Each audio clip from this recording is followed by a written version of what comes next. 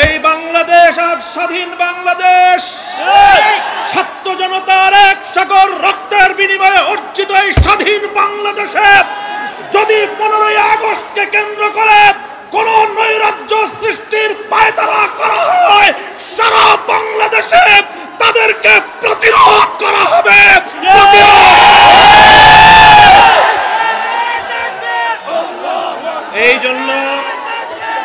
এই জন্য আমরা বৈষম্য বিরোধী ছাত্র আন্দোলনের নেতৃবৃন্দ, অন্তর্বর্তীকালীন সরকারের দায়িত্বশীলদের পাশাপাশি হেফাজতে ইসলামের নেতা কর্মীদেরকে আমি আহ্বান জানাতে চাই, আগামীকাল 15ই আগস্ট, 16ই আগস্ট এবং গোটা আগস্ট মাস জুড়ে আমাদেরকে সতর্ক থাকতে হবে।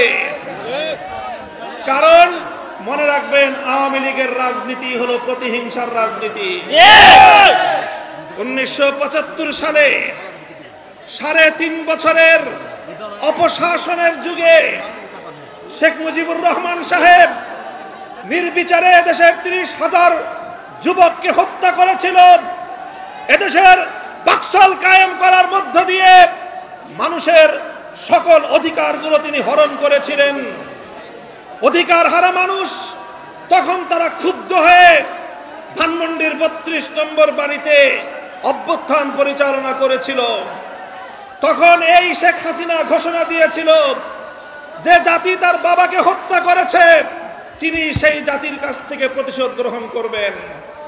বিগত 45 বছর ধরে শেখ হাসিনা প্রতিশোধের রাজনীতি করেছেন, প্রতিশোধ নিয়েছেন আমার বাংলার তাওহীদ জনতার বিরুদ্ধে, প্রতিশোধ নিয়েছেন বাংলার স্বাধীনতাকামী মুক্তিকামী জনতার বিরুদ্ধে, প্রতিশোধ নিয়েছেন বাংলাদেশের ছাত্র জনতার বিরুদ্ধে, প্রতিশোধ নিয়েছেন এদেশের হেফাজতে ইসলামের লক্ষ লক্ষ নিরপরাধ মানুষের বিরুদ্ধে।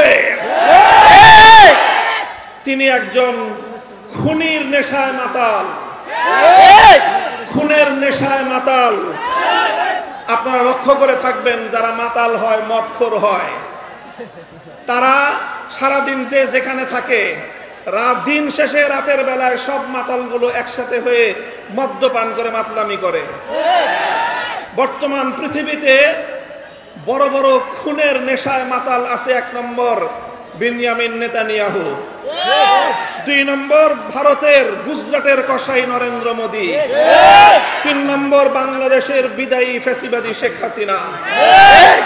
এই শেখ হাসিনা এখন গিয়ে খুনের নেশায় মাতাল হয়ে নরেন্দ্র মোদীর সাথে আখড়া করেছে। যদি সেখান থেকে বসে বাংলাদেশের স্বাধীনতার উপর কোনো হস্তক্ষেপ করার চেষ্টা করা হয়, তাহলে বাংলাদেশের মাটিতে ভারতীয় দূতাবাস থাকতে পারবে না। শেখ হাসিনার বিরুদ্ধে বাংলাদেশে বিভিন্ন থানায়, আদালতে হত্যা মামলা দায়ের হয়েছে। আমি আহ্বান জানাতে চাই, খুনি হাসিনাকে ধরে এনে বিচারের কাঠগড়ায় দাঁড় করাতে হবে। প্রিয় সাথী ও বন্ধুগণ, বক্তব্য শেষ। ইনশাআল্লাহ বিগত দিনে যেভাবে আমরা রক্ত দিয়েছি পিলখানায়, যেভাবে আমরা রক্ত দিয়েছি শাপলা চত্বরে, যেভাবে আমরা রক্ত দিয়েছি মোদী বিরোধী আন্দোলনে হাটহাজারীতে, যেভাবে রক্ত দিয়েছি আমরা মোদী বিরোধী আন্দোলনে ব্রাহ্মণবাড়িয়ায়, ঠিক আগামী দিনেও দেশের স্বাধীনতা রক্ষার জন্য, ইসলামের হেফাজতের জন্য যদি আবার রক্ত দেওয়ার প্রয়োজন হয়, স্বাধীনতার ঝান্ডা নিয়ে রক্ত দেওয়ার জন্য প্রস্তুত থাকবে কারা?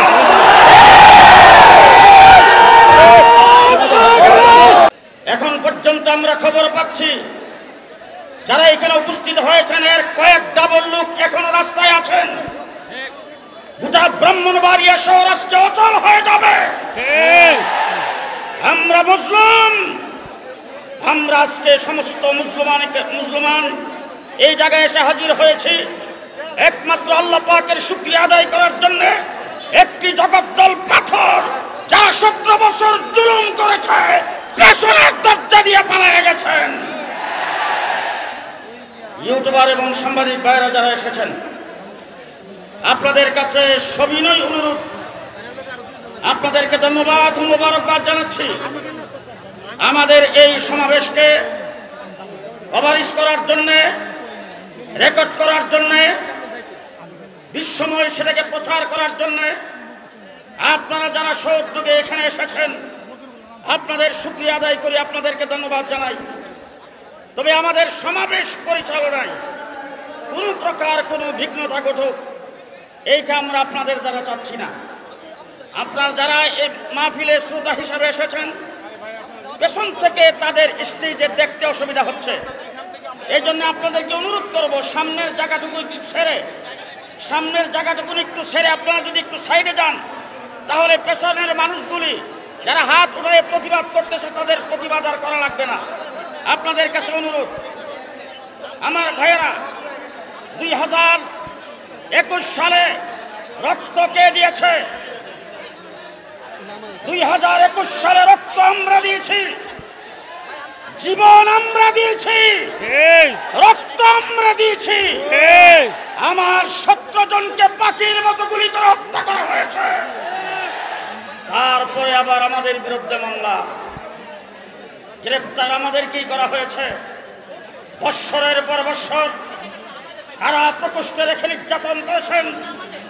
যে সকল ভাইদেরকে গ্রেফতার করা হয়েছিল ব্রাহ্মণবাড়িয়া থেকে, আমরা যারা মুসলিম হয়েছে, যারা জেল জুলুম নির্যাতন ভোগ করেছেন, তাদেরকে দেওয়ার মতো কিছুই নাই।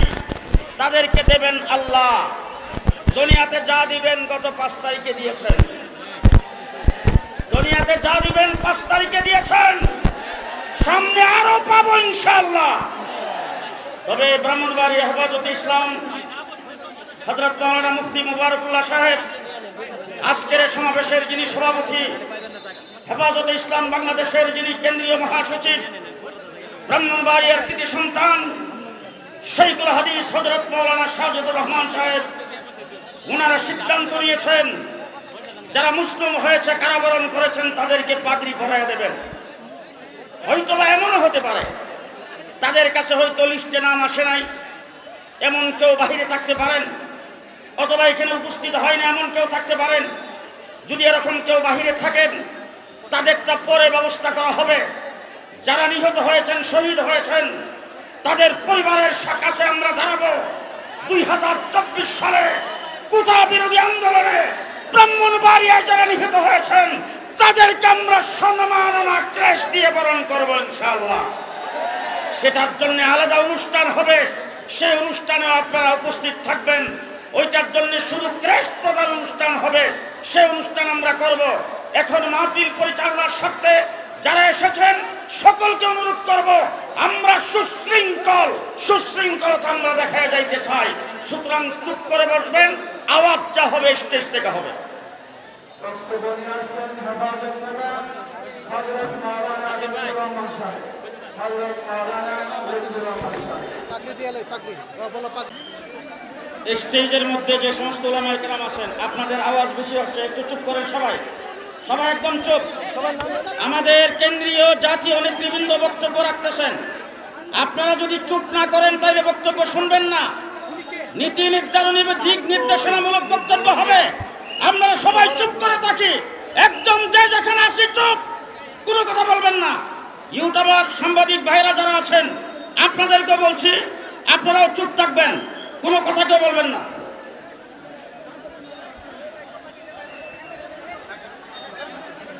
ছাত্র জনতার আন্দোলনের মাধ্যমে আমরা দেশকে মুক্ত করেছি। আজ বিবারিয়া মুক্ত, সারা দেশ মুক্ত, সারা দেশের মানুষ মুক্ত। আল্লামা মুফতি আমিন রাহিমাহুল্লাহ যেদিন গৃহবন্দী হয়েছিলেন, সেদিন থেকে আমরা বন্দী। আল্লামা মুফতি আমিন রাহিমাহুল্লাহ একটা গণ আন্দোলনের স্বপ্ন দেখতেন আর বলতেন ছাত্র জনতা কোনোদিন বিক্রি হবে না। সেই ছাত্র জনতা দেশের জনগণ, দেশের মাটিকে আন্দোলন সংগ্রামের মাধ্যমে মুক্ত করেছে। আমি মনে করি মুক্তির এই আন্দোলন, মুক্তির এই সংগ্রাম, এটা সূচনা মাত্র। চূড়ান্ত মুক্ত আমরা সেদিনই হব যেদিন কোরআন সুন্নাহ ভিত্তিক রাষ্ট্র ব্যবস্থা কায়েম করতে পারব। এই মুক্তি সংগ্রামের মাধ্যমে যে বিজয় আমাদের এসছে, এই বিজয়কে কেন্দ্র করে আমাদের চাওয়া হচ্ছে এমন একটা বাংলাদেশ যেখানে জুলুম নির্যাতন থাকবে না। সাম্যের বাংলাদেশ আমরা চাই। আমরা এমন একটা বাংলাদেশ চাই যেখানে সাম্প্রদায়িক সম্প্রীতি থাকবে, ধর্মে ধর্মে কোনো মারামারি থাকবে না। আমরা এমন একটা বাংলাদেশ চাই যেখানে দুর্নীতি থাকবে না। আমরা এমন একটা বাংলাদেশ চাই যেখান থেকে অর্থ পাচার হবে না।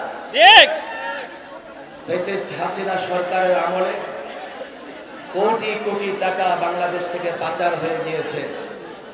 আমরা চাই অন্তর্বর্তীকালীন সরকার এমন একটা পদক্ষেপ গ্রহণ করবেন, বাংলাদেশ থেকে যারা অর্থ পাচার করেছে প্রত্যেকটা অর্থ পাচারকারীর জন্য বিচার হয়।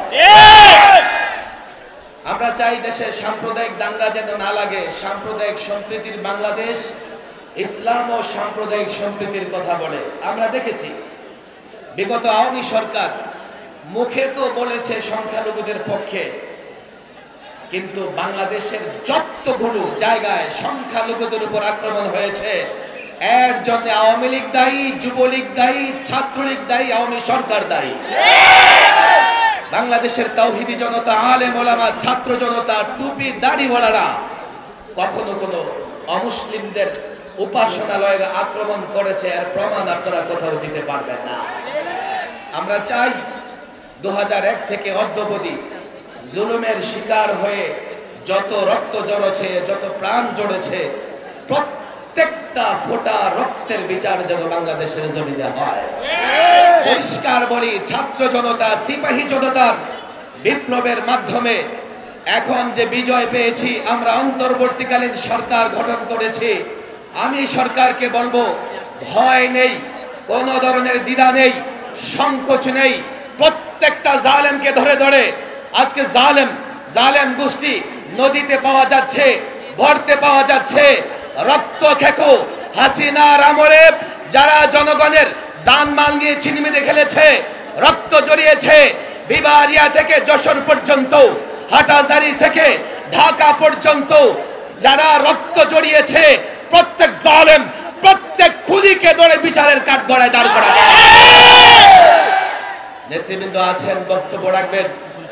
আমি বিবারিয়ার এই বিপ্লবী জনতাকে আহ্বান করতে চাই, আপনারা আবার নতুন করে মুফতি আমিন রাহিমাহুল্লাহর আদর্শ লালন করেন। এই ছাত্র জনতার মাধ্যমে আরেকটা বিপ্লব যখন হবে, ইনশাআল্লাহ আমরা চূড়ান্তভাবে বিজয়ী হব।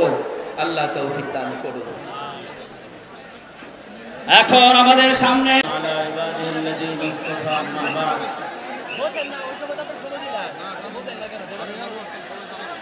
হেফাজতে ইসলাম বাংলাদেশ ব্রাহ্মণবাড়িয়া শাখা আয়োজিত মহতী গণসমাবেশের সম্মানিত সভাপতি, এই গণসমাবেশের শান্তি সমাবেশের সম্মানিত আহ্বায়ক, হেফাজতে ইসলাম বাংলাদেশের সংগ্রামী মহাসচিব শেখ আল্লামা সাজিদুর রহমান দামাত বরকাতুহু, উপস্থিত হেফাজতে ইসলাম বাংলাদেশের কেন্দ্রীয় স্থানীয় ওলামায়ে কেরাম, সম্মুখপানে সমবেত সংগ্রামী সুধী, আল্লাহর দরবারে শুকর যে আল্লাহ তাআলা আমাদেরকে দীর্ঘ কোরবানির পরে আল্লাহ তাআলা নতুন করে আমাদেরকে স্বাধীন জীবন দান করেছেন, স্বাধীনতা দান করেছেন। দীর্ঘ সময় পর্যন্ত জালিমের জুলমের জিন্দানখানায় ওলামায়ে কেরাম বন্দী ছিলেন। ওলামায়ে কেরামের কোরবানি, এমন এক কোরবানি ওলামায়ে কেরাম বিগত দিনগুলোতে দিয়েছেন। শাপলা চত্বর থেকে শুরু করে মোদি বিরোধী আন্দোলন, এর আগে ফতোয়া বিরোধী আন্দোলন, শাহবাগীদের নাস্তিক মুরতাদের মোকাবেলায় ওলামায়ে কেরামের কোরবানির আন্দোলন, মোদি বিরোধী আন্দোলন, সর্বশেষ জালিমের তখ্ত তছনছ করার সংগ্রামী আন্দোলন, যেটা ছাত্র জনতা করেছে। এ পর্যন্ত ওলামা হযরতদের সর্বোচ্চ কোরবানি রয়েছে। উলামায়ে কেরামের রক্তের উপরে জালিমের এই শাসন প্রতিষ্ঠা করার জন্য যারা স্বপ্ন দেখেছিল যে তারা উলামা হযরতদের রক্তের উপরে নৌকা চালাবে, তারা এবার পানির উপরে নৌকা চালায় ও রেহাই পায় না, পানির উপরে নৌকা চালায় ও রেহাই পায় না। সেই মুফতি আমিনী রহমাতুল্লাহি আলাইহির সংগ্রামী আন্দোলন থেকে শুরু করে এ পর্যন্ত ব্রাহ্মণবাড়িয়ার কোরবানি সর্বোচ্চ, মোদী বিরোধী আন্দোলনের সর্বোচ্চ শহীদের সংখ্যা ব্রাহ্মণবাড়িয়ার শহীদ বাড়িয়ার সৈনিকেরা তাদের রক্ত দিয়েছে। খুব মনে পড়ে শেখুল হাদিস আল্লামা আজিজুল হক রহমাতুল্লাহি আলাইহির একটি কথা, সেটা হলো তিনি বলতেন ইসলাম এমন একটা বৃক্ষের নাম যে বৃক্ষের গোড়ায় পানি নয়, গায়ের তাজা রক্ত ঢালতে হয়।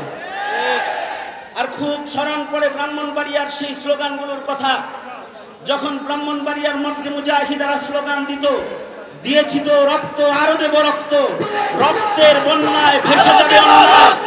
সেই স্লোগান আজ বাস্তবায়িত হয়েছে, রক্তের উপরে অন্যায় ভেসে গেছে, অন্যায় দেশ থেকে পালিয়ে গেছে রক্তের উপরে। স্মরণ, এগুলো এখন শুধু স্মরণ করার বিষয়।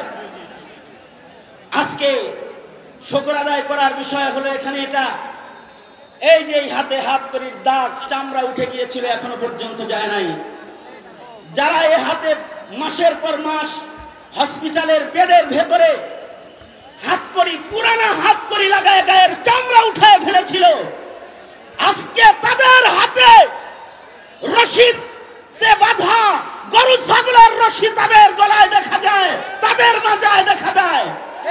যারা ক্ষমতার মসনদে বসে থাকেন, যারা রাষ্ট্র পরিচালনা করেন, জুলমের বিচার কেমন হয় এ থেকে তাদের শিক্ষা নেওয়ার জরুরত রয়েছে। আমি এই সময়ে হেফাজতে ইসলাম বাংলাদেশ তথা মর্দে মুমিন মুসলমানদেরকে বলবো যে আপনাদের সংগ্রাম, আপনাদের রক্ত, আপনাদের কুরবানির বদৌলতে যে স্বাধীনতা অর্জন হয়েছে, এটাকে রক্ষা করার জন্য, সর্বোচ্চ কুরবানি দেওয়ার জন্য প্রস্তুত বারবার থাকতে হবে। পাশাপাশি হেফাজতে ইসলাম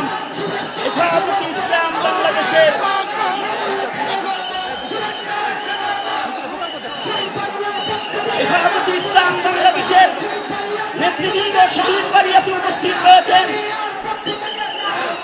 হেফাজতে ইসলাম বাংলাদেশের নেতৃবৃন্দ শহীদ বাড়িয়ায় উপস্থিত রয়েছে।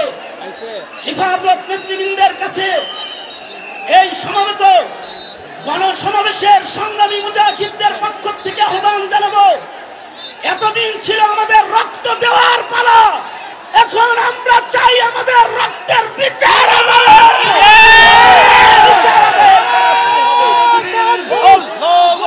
এই ব্রাহ্মণবাড়িয়ার যে সকল চিহ্নিত জালেমেরা, যারা 100 বছরের ঐতিহ্যের প্রতিষ্ঠান জামিয়া ইউনুসিয়াতে তারা আইন, তারা পুলিশি বাহিনীর কাঁধে বন্দুক রেখে গোলাগুলি করেছে,